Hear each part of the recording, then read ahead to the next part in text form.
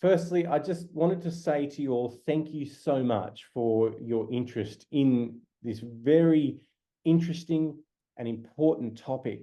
And I'm so excited that we were able to get Darlene McLennan to come along and share this session with you today. It's a very interesting and fascinating and very useful topic for us to really tune into and see how we can support students with disability in VET. Very relevant to our audience, I think, and an incredibly important topic. So today I have Darlene McLennan here, and Darlene is the manager of the Australian Disability Clearinghouse on Education and Training, otherwise known as ADCET.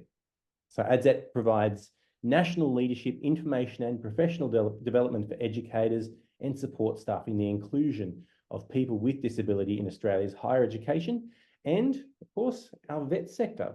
So I'm going to hand it over to Darlene, and I'll be hanging around in the background to assist with the chat and with some polls and other things like that. So I'll be there in the chat. Darlene, it's over to you. Thank you. Great. Thank you so much, Paul, and welcome everybody.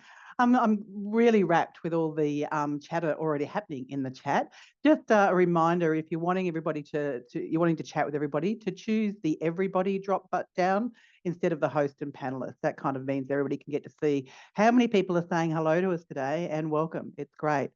So first, I want to start to acknowledge the traditional owners and custodians on all the lands on which you are today, and pay my respects to Indigenous elders, past and present, and any Aboriginal and Torres Strait Islander peoples joining us today.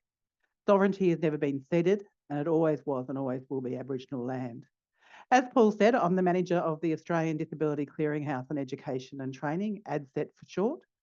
I am a mid-50-year-old woman with brown grey hair and with glasses, and today I have a kind of an aqua blue jumper on with a white collar, and my pronouns are she and her. As the first step of this session, I'm wanting to encourage you to all put on the captions.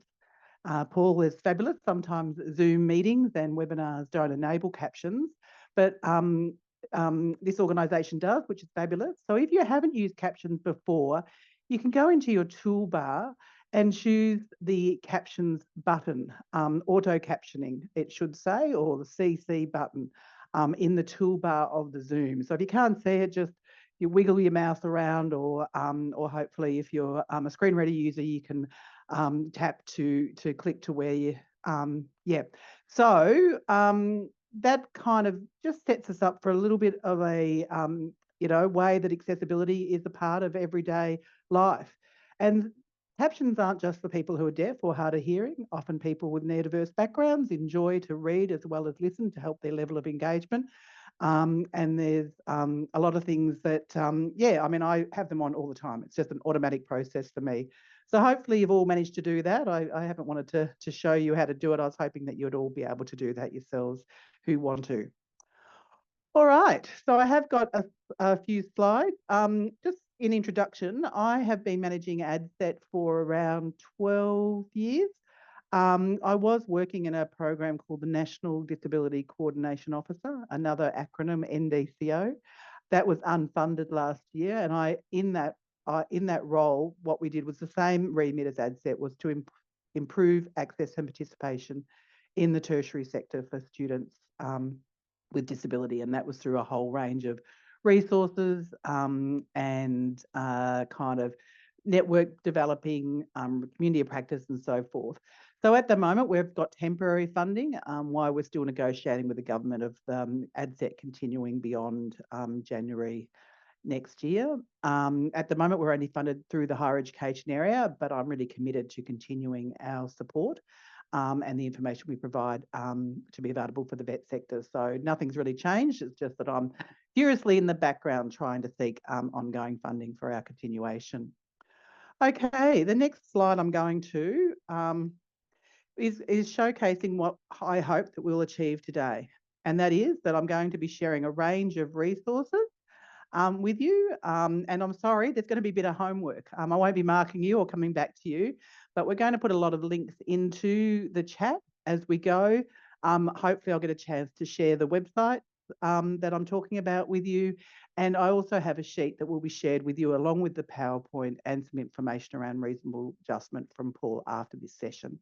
So yeah, fear not that you will get all this information afterwards. Also want to talk a little bit about the legal and policy framework that we work in. Universal Design for Learning, that is one of the inclusive practices that ADCET supports and has a range of resources to support. We'll touch briefly on reasonable adjustments and also on accessibility. So hopefully that's going to meet your expectations today when you read the title of Supporting Students with Disability in VET. And I know there's going to be a range of people in this room that have different and varying expertise. And no doubt there's probably people here with even more expertise than myself. Paul said, I think the last count, there were 700 people registered, which is absolutely brilliant to show the commitment you're all making to students with disability within your role. Okay, the next slide. What I've got here is a screenshot, which is the front of the ADCET website. So our website URL is www.adcet.edu.au. That website provides a whole range of information, and at one point, if I get a chance, I will stop sharing my slides and take you to the website. But overall, the website has a range of content that we develop that informs practice, not just for teaching staff, but also for disability practitioners within the tertiary sector. And also we provide information for students so they know what to expect when they're actually accessing education and training. We also have developed a range of guides. One such guide is supporting students who are blind or have a vision impairment. We also have developed e-learning, which I'll talk more about too. And we, like Accellier, offer regular webinars free of charge. We try to do it fortnightly. We have fabulous podcasts, and we also showcase good practice stories from across the sector. And that's through our newsletter every 2 weeks or so. So yeah, so that's a little bit about ADCET. Okay, on the screen now, I've got an image of a winding road with cars. There are books and small hot air balloons and timepieces and symbols that at the side of that road that represents education. The aim and why I'm using this picture is I wanted for us to kind of think about a student journey in relation to a car and driving on that journey. And for many of us, when we're accessing education, we're wanting that journey to be smooth, easygoing, you know, but it's often not. And it's often even more so not for students with disability. Often students experience potholes and roadblocks and speed bumps during their journey.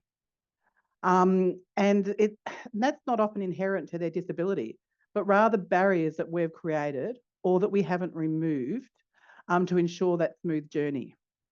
These barriers may include inaccessible curriculum and exclusionary practices. So I'm wanting us to reflect a little bit, and you've all been so fabulous in the chat. I've been really wanting to engage in the chat, but trying to stay focused. In the chat, could you put up some of the things that you think might be roadblocks or potholes that students with disability may experience? And I'll read a few out. I'll give you a couple of moments to do that.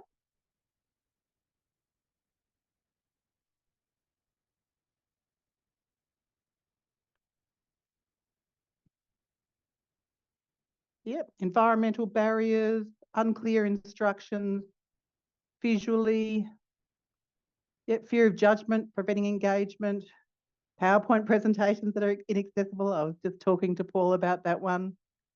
Medication, poor sleep, not disclosing, not understanding what the content is, confusion, mental health conditions, different learning styles.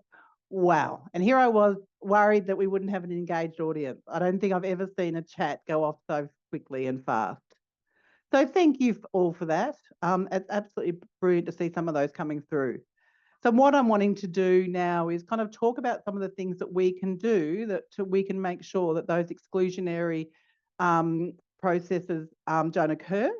But I also want to reflect, what do you think, and how do you think people would feel if that road has been designed and hasn't been thought about how people can access it, or that there isn't anybody coming along and doing maintenance? You know, if the road isn't kept clear in our journey, we may question if we actually belong on that road. And for me, when I reflect on inclusive education and what we do, it is around a sense of belonging, and that can play a really important role in students succeeding in their journey. And I think, to show that, that you care about a student, that you have thought about them when you're designing your teaching or your learning for those students, and you've thought about the cohort and provided a smooth road, or that you're actually made people aware that if there are any roadblocks, to be honest with you and tell you about those roadblocks so you can overcome them together, then that is a really powerful tool, I think, to ensure students do gather that sense of belonging, and then they can stay on the course. So whether you're teaching, face-to-face or online or blended, a blended role, your teacher and assessor is critical. And the role you play determines how students feel about their learning. And, look, I know I'm not telling you anything that you don't know. It's really important that, in that teaching, you have an opportunity to reflect and think about what you're doing, how you're doing it, and how you are creating that sense of belonging. So belonging is one thing I wanted to focus on, but the other thing around accessibility is the next one, which is the legal and policy framework that we work in. So on this slide, the words are legal and policy framework, and the image is a creative representation of the legal system. It features small human figurines interacting with oversized symbols of law and justice, such as a large book labelled law, and a gravel and a balance scale. So why do we need to remove the barriers? It's not just about a sense of belonging, but we need to do this because it's law and that we're required to meet our obligations. By attending this session, you're all showing that you're committed and that you're already ensuring that you're going to play a role in education, and that's a positive one for your students. But the two legislations that I wanted to talk a little bit about was the Disability Standards in Education and so the standards for RTOs, which are both written on the screen. So the standards, the DSE, the Disability Standards for Education, that's the one that we have put, one of the ones that we've put up. These standards state, as an education provider, you must take reasonable steps to ensure that students with disability are able to participate in the course or program and use the facilities and services provided by it on the same basis as a student without disability and without experiencing discrimination. Now, Paul's kindly put the legislation into the chat, so you can all access this one, the Disability Standards in Education, and also the RTO state standards, which I'm sure you're all very familiar with. So the RTO provider standards actually ask that RTO training and assessment strategies and practices are responsive to learners' needs and learners are properly informed and protected. So it's fabulous to have both of these standards that kind of we work towards and ensure that people with disability accessibility needs and adjustment needs are made and that we're responsive. So I wanted to reflect on inclusive teaching practices. So the next slide is a screen on the screen is with the words universal design for learning. And there is a pram being pushed up over a curve. Now you kind of have to think, what's that got to do with inclusive teaching? I wanted it to be our first step into thinking and understanding around universal design and then moving into universal design for learning. So what I'm wanting to ask is, once again, fabulous chat, is in the chat, could you write some things that you know that have been universally designed? More and more culturally, especially in Australia and other developed countries, things are being universally designed so that we all can access them. So so car seats for adjustment, fantastic. Anybody else come up with many other ones? Restrooms, yes. Universal adapters, wonderful. Ramps for buses, self-opening doors, parkings, public transport. Well, we hope most public transport are accessible. Lifts, switches, automatic soap dispensers. I mean, these are all fabulous things that are universally designed. Stand-up desks, motion sensors, traffic lights. So there's pottery wheels and art environment being modified. That's great. So it's actually around things that have thought about, that thinking how. So even just the lever on the door, you know, in the old fashioned doors, we had the old knobs where we'd all have to kind of get a grip and turn it to open the door. Now we have lever handles that are very easy for most people to push down. Ultimately, an automatic door would be probably the best solution. But you know, we do have more and more situations around universal design for learning, universal design, and probably our phones are one of the things that are being universally designed. Just I can never keep up with how many things are on our phone now that we just take for granted, like talking to Siri or talking to Hey Google, and yeah, that we just take for granted, but they are universally designed so that anybody can actually use them. So when we've thought, so thank you for all that. I hopefully people are getting a chance to keep up to the chat, because yes, it's going off. It's fabulous. Okay, the next slide is I'm wanting for us to now reflect on inclusive teaching. And on this slide, there are the words inclusive teaching with a graphical picture reflecting inclusive education. There are 3 different scenes predicted. The first showcase a person in a wheelchair using a laptop with two other people standing. In the next one is the student reading Braille, and the other image is a person in a wheelchair manipulating a touch screen on the wall. These are graphical pictures. So one approach, and the one that we provide most of the information on ADCET, is around universal design for learning. UDL is an educational framework that approaches the teaching and learning and offers flexible ways to teach students to access and engage with content and show what they learn. Ultimately, it kind of talks about the idea of if we design for everyone, everyone better benefits from the design. Now, just to keep the engagement going, I've asked Paul to do some polls for us. So if you could run the first poll in regards to universal design, Paul. Okay, the poll says, how would you rate your current understanding of universal design for learning principles? And you can choose with, I'm completely new to UDL. I have some basic awareness, but limited knowledge. I understand the core concepts, but haven't applied them. I have a good understanding of some experiences applying UDL. I'm very knowledgeable and regularly implement UDL in my work. Okay, so just give you a couple more minutes to fill in that poll. I don't know, Paul, if most people, or if you're going to choose when you want to finish the poll. Yeah, I'm just still seeing a lot of action there. We might Fabulous. just a couple more seconds. I should have played some music, but I haven't been able to find any ones that are free from copyright at the moment. So I'll have to do some digging and make sure that in the next presentation I do, we can provide some music. And I could offer to sing, but you really wouldn't want that.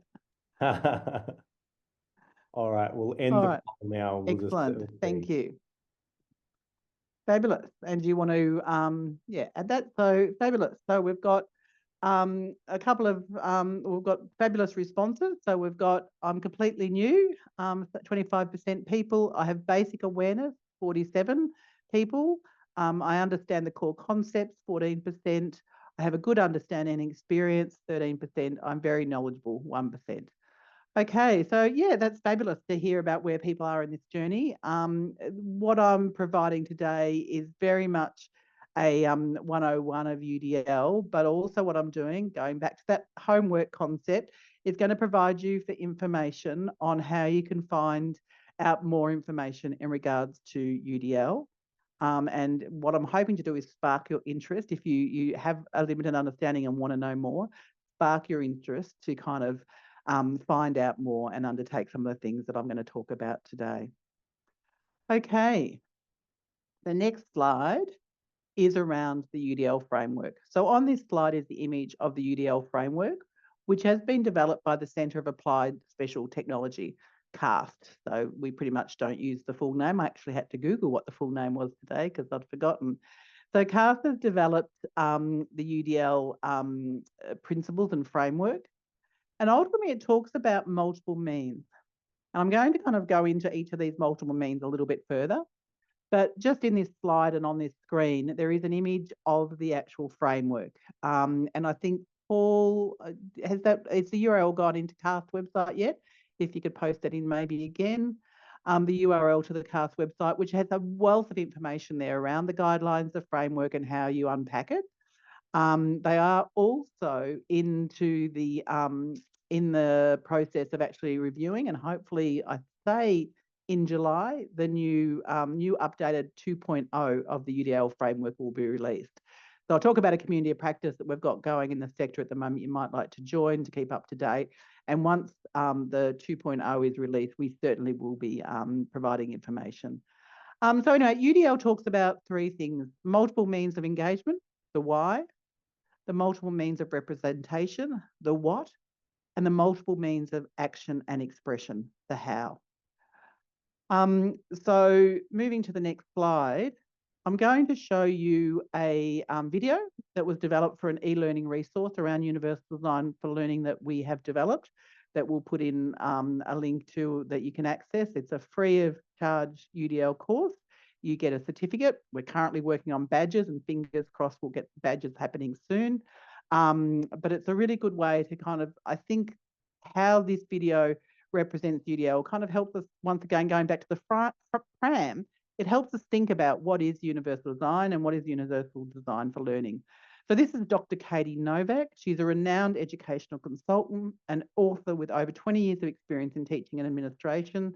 She does a fabulous podcast, which I haven't put a link in, but if you do a Google search for Katie Novak, and her podcast is UDL Think, which is a great one. She's actually showcased some great practice here in Australia as well as across the world.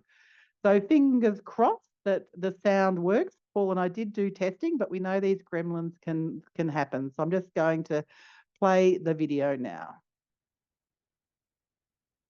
Dr. Katie Novak explains what UDL is. My name is Dr. Katie Novak, and I am an educator and an author, and I am here today to talk to you about how to universally design our classrooms so we can better meet the needs of all of our learners in inclusive settings. Now, to do this, I want to start off by talking about one of my grandmother's favorite meals to make. My meme used to make something that she called tuna noodle casserole, or tuna noodle wiggle.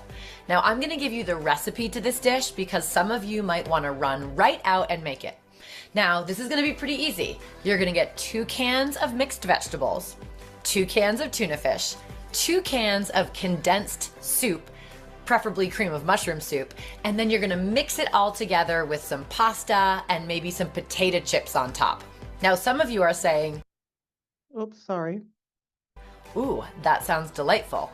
And many of you are saying, oh my goodness, absolutely not. Now, I am telling you about this tuna noodle casserole because imagine for a moment that I had a dinner party and I invited all of you and you sat down at a beautifully decorated table and I put that tuna noodle casserole right in front of you. You're welcome. Well, that is just not going to work. Why? Because I did not universally design that for everyone. And in fact, that tuna noodle casserole excludes many people. Because if you sat down and that is the only thing I put in front of you, you couldn't eat it. If you were lactose intolerant, or you had a plant-based diet, or maybe you will just not even try that and you're not in the mood. And so how do we design something that works for everyone? Well, universal design for learning can help with that. Because when we embrace our differences and variability and we focus on our firm goals, we can provide different options and choices and allow everybody to personalize their experience. So in the dinner party analogy, my goal is clear. I want you to come over and I want you to have access to delicious food that meets your dietary needs. I also want you to feel like you belong at that party, that there is something there that I put there just for you. Now, in order to do that, I need to have different options and choices. So imagine if you show up and I say, my goal is that you make yourself a delicious plate. And I have a buffet just set out with different types of proteins and maybe a salad bar with lots of different types of dressing. And I also encourage you to bring your own dishes in something that we call here in the United States a potluck dinner. Now, if we co-create this together and have different options and choices, then it is designed for everyone. And so as we move away from traditional teaching and learning, which is much more like a casserole where every student gets the same thing, we start to provide options and choices so that everyone has equal opportunities to work towards that goal. Now remember, when everyone can eat and everyone feels like they belong, it's a heck of a lot better for the party. Okay, so yeah, that's our beautiful, fabulous Katie. She has produced that for us, or did that for us, for an e-learning, as I said at the beginning of this, around universal design for learning. And I think the food is a bit like the pram. We can relate to it. You know, I know that any of us are having a dinner party and we know who's coming, we'd certainly ask, do you have any dietary requirements? That's just a given these days when we actually host a dinner party. But if you've got an event that you don't know who's coming and you haven't got registration, you actually often have to have that buffet. You have to have choice so that people have control over what they eat. They know what's going to, you know, what's there. There's instructions about what, you know, what's in the dressing. There's, you know, a diversity of what's on the table. Our learning should just be the same, that we provide that. And I think Richard kind of asked the individual learning plans. It's not that individual kind of providing this for an individual. It's actually about having the choice so that students can have a control. So that the dinner party, and I might have the couscous salad and I might have the chickpea salad, because I'm a vegetarian, and then John might come in or Paul might come in and they're a carnivore and they'll have the tuna thing that that Katie just spoke about. So it's actually providing students with options and control over their learning, so they can kind of often in a pick and choose. But we'll kind of go into the why, what, and how now into that. But I just think that's often how Katie's explained it is a really great way to get us to reflect on it. So the next, and I'm probably, if I'm going to hit this, it'll probably play again, but hopefully if I press the right button, it'll go over to the next page. There we go. And I think I've gone back too much. So there we go. So the first one that I wanted to unpack with you all is the why. Multiple means of engagement, the why. And the word there is the multiple means, I think, for all of these, is that's kind of those lots of different options, that lots of different, to kind of meet the students' variability.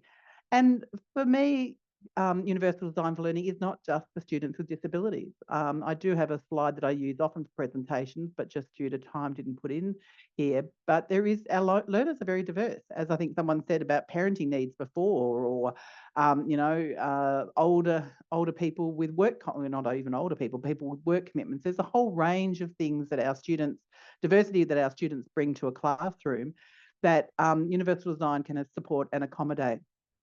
So the first one is the why. This is where we incorporate the varied instructional methods, the tools and strategies to motivate our learners with different interest and challenge levels. So in this area, in the why, we offer choices and autonomy for our students. We allow them to select topics, assignment formats, or learning activities that might interest them.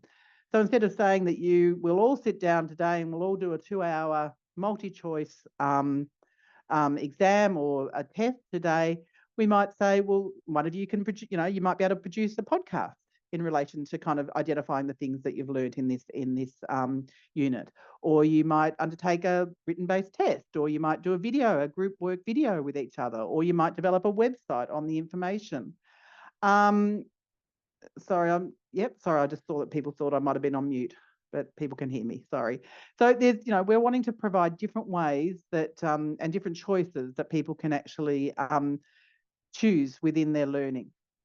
You may kind of choose, like some people really like working on their own. Others love, like me, love group work. I get energy from other people. Some people like to do just everything on the computer. So once again, sometimes we get very restricted in our teaching that thing has to be all one way. But we can actually offer it in a whole range of different ways that suit the diversity in our classroom. You know, an example of this is recording our work. Often we think, well, students have to be in front of us. They have to be sitting, I have to be in the classroom, I have to talk to them. But, you know, even today, Paul's recording this. There's some people that have that are missing out because they couldn't make it, something's happened at work, or they're half listening because they're at home sick and with a sick child, and you know the child's asked, you know, wants them to do something with them for a moment and they've missed this part of the presentation. Because this session is recorded, you know, it provides another opportunity of another way to engage. Yeah, so it's kind of looking at all the things that we do in our teaching and learning and look at how we can actually do different ways to motivate and engage, and that often is by different ways of offering it, and different opportunities to create different things. It's also in this section that we actually look at scaffolding, that we actually look at how do we scaffold and support students in that journey. So you might have in your class students who have been disengaged with education for 20 years. You may have somebody straight out of school. You've got to kind of look at the scaffolding that you might need for that diversity in your classroom to support the learning. Okay, the next one is multiple means of representation. And I suppose this is my favourite. It is the what. But for me, it's around perception. And I do have another one that we could have done around like showing a slide of that people kind of see a different thing in. We all do often have different perceptions, and we can't often understand or know how people perceive the information. And that's once again the way that we kind of create the information and offer it in different ways. So, you know, creating a hands-on experience, which I know many of you in the vet sector do, and that's just a part of the requirement of the training package. So, but it is providing that opportunity for that, you know, hands-on experience. It's providing content, documents, and materials in multiple formats. It's looking at an instructional approach to your learning. But also in this section, and why I like it the most, it really kind of focuses really a lot on accessibility and ensuring that everything's accessible. More often than not, some of us in our teaching practice may just send out a PDF. We haven't checked it for accessibility. We hope that everybody's going to be able to read it, or we'll do a handout in class and hope that everybody is going to get that information. But the reality is, you know, that people may perceive that information very differently. Someone may have low literacy issues. The reality is that PDF, that printed document might have gone in the bag and the squashed banana's gone into it. So why not say, here is a printout of the lesson plan today or this today. It's also in our Moodle. We can access it online. But in there, why not have it as a Word document? Why not have it as a PDF document?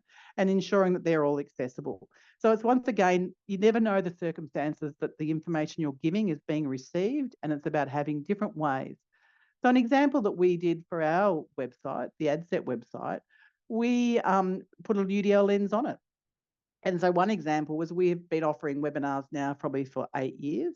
And probably for the first 6 years, we just offered webinars. We certainly provided a transcript so people could actually read what was said in the webinars. We provided captioning. But now if the webinar is suitable, we also put it into podcast form. Now, mostly if we want to know the truth, that was for me because sometimes if I miss a webinar, it's harder for me to sit down and watch a webinar. But if I'm driving in the car, I'd love to listen to what happened. So now we have it available in a podcast form so people can actually listen to the webinar without actually having to sit at their computer.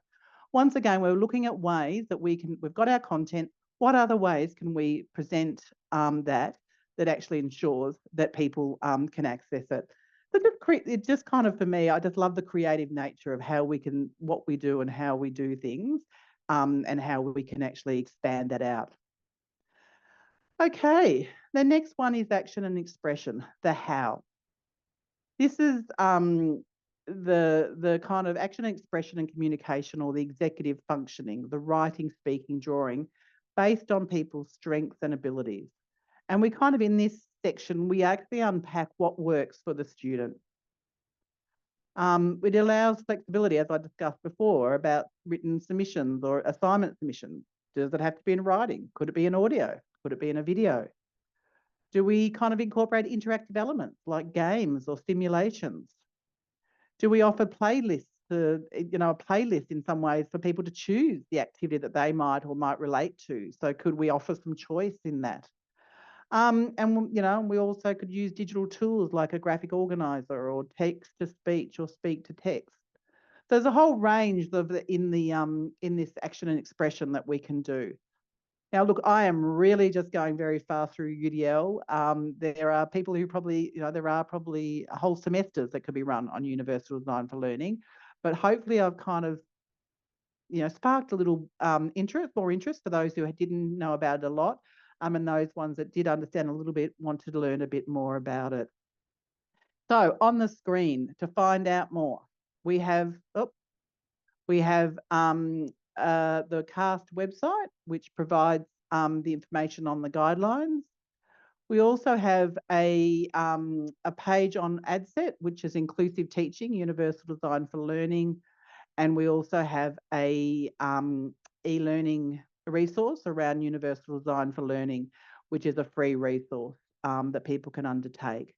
We also have that available for organisations to put into their own learning management systems. So all our e-learnings that we have available on our disabilityawareness.com.au website is available to download, or to download as a SCORM file for people to put into their own learning management system. Now, people have to have a learning management system. We've had some people going, oh, we can't see the file. Well, you have to embed it into a learning management system to access it. But that's all free. And so if you are a larger organisation and you want to actually track your staff's undertaking within UDL in the training, you can actually put it into your own system and actually track their learning. But it's all free of charge to undertake. And I think Paul's done a fabulous job in the chat of putting the URLs in. And as we said, and for those who maybe have joined us later, all these will be available on a Word document after this session with all of it. Okay, so we've done 101 flying through UDL. The next one is around reasonable adjustments. And no matter how much we support students and provide choice and opportunities, sometimes we may need to still put reasonable adjustments in. Now, an example of this is probably Auslan interpreting. We can't, if we're running a class, or today we haven't got an Auslan interpreter joining us today, because I presume when Paul asked the question around registrations that people didn't identify they want an Auslan interpreter.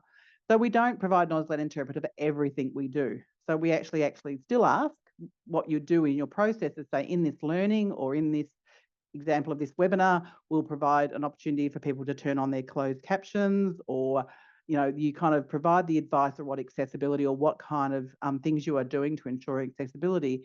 But if you have anything else that we aren't meeting, please, provide us with the information that you needed. So that's around the reasonable adjustment, which once again goes back to the Disability Standards in Education. And this is what it's kind of based in legislation. So I'll share this video with you, and hopefully that will kind of give you a little bit more of an understanding of reasonable adjustments. Reasonable adjustment. As a vocational education and training provider, you are required to use a variety of approaches that minimise barriers and meet individual needs. These requirements are set out in the Disability Discrimination Act, DDA, Disability Standards for Education, DSE, Human Rights and Equal Opportunity laws in each state and territory, and in line with the standards for RTOs. One of these requirements is reasonable adjustment. Reasonable adjustments are measures or actions taken to enable students with disability to participate in education and training on the same basis as other students. Reasonable adjustments can be made to the learning environment. An example is ensuring the room layout is accessible. Reasonable adjustments can be made to the training delivery. An example is the use of an Auslan interpreter. Reasonable adjustments can be made to the learning resources, such as documents produced in an accessible format. Reasonable adjustments can be made to assessment tasks. An example is allowing the student to present their knowledge and skills verbally. To be reasonable, adjustments must be individualised, be discussed and agreed to by the student, benefit the student, maintain the competency standard, not cause undue financial hardship for the RTO, be practical to expect in a workplace. It is important that the adjustments are documented and agreed to by all parties, and that they are reviewed on a regular basis. Remember that adjustments must be reasonable, maintain the competency standards, enable students to participate on an equal basis. This animation was produced for the Disability Awareness Support. Okay, to find out more, and I think someone wrote, could we have the URLs for the videos? I will share this presentation with Paul, so you can all access the PowerPoint, and all the links are in there, but Paul's already done it, so there we go. He's on to it. Okay, so to find out more information, we have our website, but what I'm wanting to ask is another poll. Have you implemented reasonable adjustments for a student with a disability? So Paul, if you want to launch the reasonable adjustments poll, and I'm looking at the time, so we will make this one quick. So the reasonable adjustments poll says, have you ever implemented reasonable adjustments for a student with disability? Yes, no, not sure. So I won't give you long, sorry, because as usual with presentations, you kind of practice them and think. And I've also noticed some people are putting the response into the chat, which I should have said is an option as well. So this is, once again, that variability. Some people may prefer the chat, some people may prefer the poll. So yeah, it's often the choice of what students prefer. So Paul, I might stop it there just because I'm just looking at the time.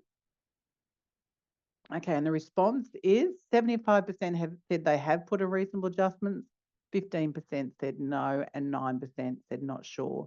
Well, that's amazing. That's absolutely fabulous to know that 75% have worked in this space. In one of the handouts that we have that are coming out to you is actually unpacking some of the reasonable adjustments that have been put in place around different disability types. That will be made available to you via email as well, which yeah, that hopefully will support you in your practice. So it's about given that high level of individualisation of disability, we can't necessarily ensure that through universal design we're going to meet everybody's needs. And also based on the legislation I spoke to, it's really important that if people with disability have different needs that in your inclusive classroom can undertake, then that you actually have that conversation and you put the reasonable adjustments in place. But also in that video, I think it explains really importantly that you actually have to have a conversation, and that's actually based in the disability standards. You actually have to have a conversation or a consultation with the student and work out those standards. And you need to also put it in writing, or so that there is a plan developed, just so that everybody's really aware of it. So the two main purposes of reasonable adjustments is to enable learners with disability to participate fully, enjoying the same learning opportunities as peers without disability. And it provides learners with disability the same opportunities to perform and complete assessments. So, okay, so on the screen now, it's to find out more. You can go to the ADCET website, which is www.adcet.edu, and then our disability awareness courses, which I will hopefully get a chance to show you briefly when I finish. Okay, so just looking at what else we need to ensure for students is that we are accessible in our practice. And I'm just wanting to touch briefly on this, but once again, homework. I want you to explore this if you don't know too much about it. And it's around creating accessible content and around making sure that everything you do, such as your Word or your PowerPoint, is accessible. And it just, it shouldn't matter if you've got students with disability or not. It's the same with a video that I showed there. I don't know if anybody needs the captioning on, but I've turned the captioning on because you can't assume that you don't have somebody hard of hearing or somebody with different diverse needs within your teaching and learning that may benefit from that. So it's just a given. Just do it. Just do your PowerPoint accessibly. Don't mitigate it afterwards. Start from the very beginning. Microsoft is absolutely fabulous. If you are in a Microsoft environment, they are getting more and more getting better at ensuring that accessibility is inbuilt. So if you start with a template in a PowerPoint, for example, with Microsoft, it already has the accessibility built in. But the most important thing of anything you do and anything you create in a Word document or in a PowerPoint is that you actually check it. So the last poll we're going to ask is, when your video was on, I had turned the captioning off because, sorry, that was embedded into the video. So I thought it might have been a bit confusing for people because that video had it embedded in it. So the captionings were turned off. So I didn't want to confuse you. So, all right. So just the next poll, Paul, this is the last poll before we start to wrap up. Okay. So do you use accessibility checker when creating digital content? Yes, I always use an accessibility checker. Sometimes, depending on the project, Rarely, only when specifically required. Never, I've never used an accessible checker. No, I'm not familiar with accessible checkers. So there are your different choices that you can offer, and I just wanted to gauge people's level of understanding. And I hope that one of the key takeaways from this is that if you haven't actually experienced or undertaken a checker before in your work, that this is something that starts to become just a part of your practice every day. So, okay. How are we going, Paul? We're getting a few responses. Yes, it's looking great. I'll end the poll now and show Excellent. everyone the results. Great, thank you. Okay, so we've had 5% say they always do the checker. Well done, the 5%. Sometimes, depending on the project, is 27%. Rarely, only when specifically required, is 11%. Never, I've never used accessibility checker, 26%. And I'm not familiar with accessibility checkers, 31%. So it's fabulous. Hopefully, the 26 and 31 will change their practice as of today, which would, I think, just make a huge impact in our teaching and learning. Okay, so on the last slide, what I'm going to do now is, because should have said at the moment, I'm actually visiting my mother at the moment, so I haven't got my whole system. I'm going to have a bit of a clunk here. I'm actually going to move my camera over to my other screen and just take you on to a couple of the websites, just so that you get a look and see and a feel of the websites that we have talked about and used today, and then I'll come back and ask for some questions. Here we have the Australian Disability Clearinghouse website that I spoke about. And for people in the inclusive teaching area, the top line there is disability practitioner, inclusive teaching, students with disability, our work and resources. In the inclusive teaching, there are drop-down menus, which we talk about understanding disability, specific disabilities, working with students, teaching and assessing, creating accessible content. So that stuff that we just talked about and creating accessible content, that's all here. And we've put a link into the Word document that you're receiving. And it even unpacks like maybe the learning management system like Blackboard or Moodle, all there. So that it talks about accessibility basics, accessible documents, accessible multimedia. We also have and I couldn't touch on that today, but one of my challenges, I suppose, if you've got a student who you know that has a specific learning disability, the preference wouldn't be you Google it and hope you get the right information. So we actually have different disability types that we've actually the most prominent that are of students who with disability accessing the tertiary sector, and we have actually unpacked those disabilities and what maybe the impact of those disabilities may be. So for somebody with a specific learning disability, for example, such as dyslexia or dysgraphia, we talk about the impacts, but we also unpack the teaching strategies and the assessment strategies that might serve or suit those students with specific learning disabilities. So this website is all free of charge, it's fully accessible, and it has a really great search menu, so that you can actually, so if I search learning disability, and you can see that I didn't actually identify as having a specific learning disability at the beginning, but I do, so my spelling is a challenge, and hence that I certainly use spell check, and I can't imagine my life without things like spell check or something like Grammarly. So you can actually, on the page now, I'm showing the search engine, and you can untick that and you can actually search down for some of the things that we do. So if you're thinking, actually, I'm actually wanting a information around general pages, you can click on the general pages, or you can check podcasts, or you can check stories or videos.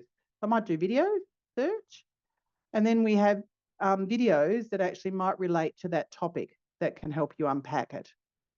We also have pages around specific disabilities, such as a vision impairment, teaching strategies, and so forth. But we also have right down the bottom, we have web links and other resources. So there's a whole heap of information. As I said, I've been with this website for 12 years, but it's existed for over 20 years and nothing has disappeared from this website. So ever bored, just get on the website. Okay, the other resource I'm wanting to promote with you is we also manage a website called disabilityawareness.com.au, and we have 7 e-learning resources on this. We have one which is a Disability Awareness 101, which is free for any individual to undertake. And the other one, I suppose, that I've spoken a lot about today is Universal Design for Learning, Universal Design for Learning in Tertiary Education. And the other two that are really relevant for this audience, and probably more so, is VET Education supporting students with disability in VET. And that unpacks the conversation we had today around reasonable adjustments, around universal design. That e-learning takes you through all of that, probably in a lot better way than I've done. But I really encourage you to undertake those learnings. You do get a certificate at the end. We certainly identify at the beginning how long it will take, what the learning outcomes will be. And as I said, we're trying to work on the badging as we speak. So hopefully that'll come into fruition in the future. Okay, the other resources that I was wanting to share too is the accessibility checker. This talks about how you go about that and how you check your work.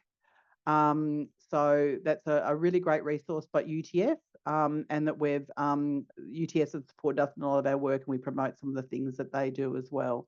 So once again, that's all in your sheet that is available.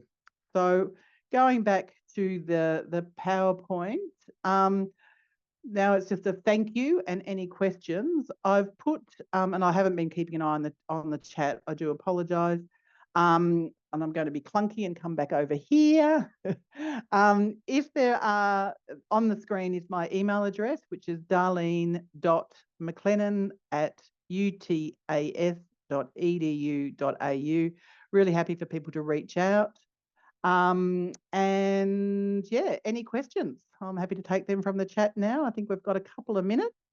And if possible, Paul, I should have said this at the beginning, if we could finish probably about a minute early, because I have to go straight to a meeting at 1.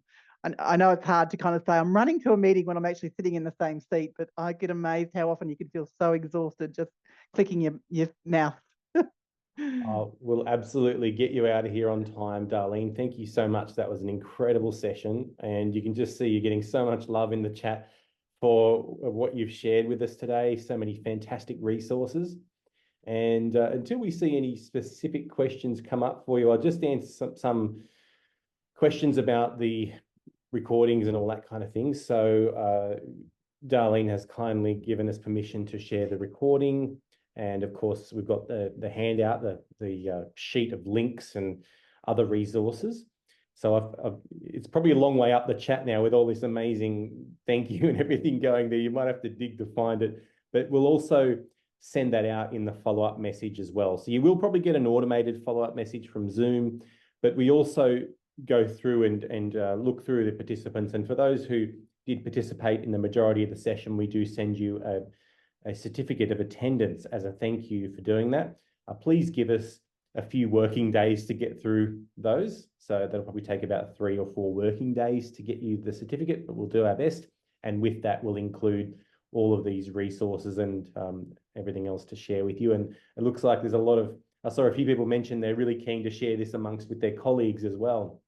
And I'll give a big +1 to the e-learning on ADCET's on the Disability Awareness website. Our team did that, and it was really fantastic. It's such a well put together resource. So yeah. That's fabulous. So one of the questions in the chat, and it is difficult because it's been fabulous getting the love. Hence I've been looking in the chat. I don't want the questions, I just want the love. But one of the questions was, is there information around online supporting students or teaching students online in VET? Probably not particularly just VET, but there is across the tertiary sector. We developed 2 guides just that came out of COVID, I suppose, with the pivot to online. What we found for students who are blind and had a vision impairment, or students who are deaf or hard of hearing, often, you know, innovative teachers were trying to grab interactive tools and look at how they can do things interactively online, but didn't actually think about the accessibility. and how they can ensure that students can engage. So we have developed some guides that support the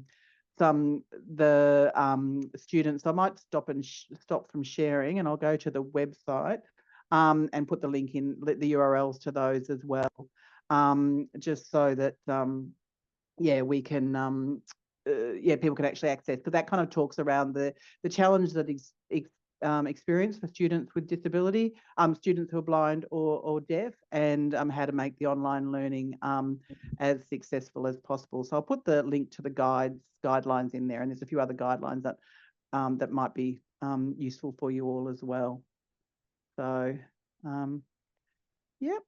So, and yeah, I probably missed all the other questions. Probably one suggestion, Paul, if we have such a popular session next time, is that we have a Q&A box as well as a